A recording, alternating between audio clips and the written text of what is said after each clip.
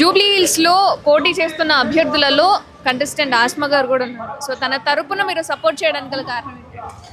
తన తరపున సపోర్ట్ చేయడానికి కారణం ఏంటంటే ప్రధానంగా మేమంతా కూడా జియో నంబర్ 46 బాధితులం అనమాట.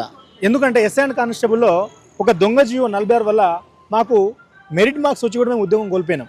అది ఈ జియోల గురించి మేము ఎక్స్ప్లెయిన్ చేయడానికి ఆ మంత్రుల వద్దకు వెళ్తే ఆ మంత్రులకు అర్థం కాక వాళ్ళు ఏమంటున్నారంటే ఈ జియో నంబర్ 46 అంటే ఏంటిదన్న భూమి సర్వే నెంబర్ అంటున్నారు వాళ్ళు. సో వాళ్ళకి అసలు అర్థం చేసుకునేటువంటి కెపాసిటీ లేదు, అంత కేపబిలిటీ లేదు. కాబట్టి ఆ చట్టసభల్లో ఎప్పుడైతే మనకు అసెంబ్లీ సమావేశాలు జరుగుతాయో అన్ని అంశాల పట్ల మాట్లాడుతున్నారే కానీ మా నిరుద్యోగుల గురించి ఏ ఒక్కరు కూడా నాయకుడు మాట్లాడతలేడు. అంటే మరి వీళ్ళకి నోటిఫికేషన్ ఇస్తున్నారా, సకాలంలో వాళ్ళకి జాబ్ క్యాలెండర్ ఇస్తున్నారా, మరి ఉద్యోగాలు ఎంత ఇస్తున్నారు, నిజంగా మెరిట్ అభ్యర్థికి ఆ ఉద్యోగం దక్కుతుందా అనేది ఏ ఒక్క నాయకుడు కూడా మాట్లాడే విధానం చూద్దామంటే ఏ ఒక్కరు మాట్లాడతలేరు. ప్రజలకు పరిపాలన అందిస్తున్నారంటే ప్రజల గురించి కూడా లేదు. ఈ పార్టీలు వాళ్ళని తిట్టడం, ఆ పార్టీలు వాళ్ళ ఒకరికొకరి మీద ఆరోపణ చేయడం.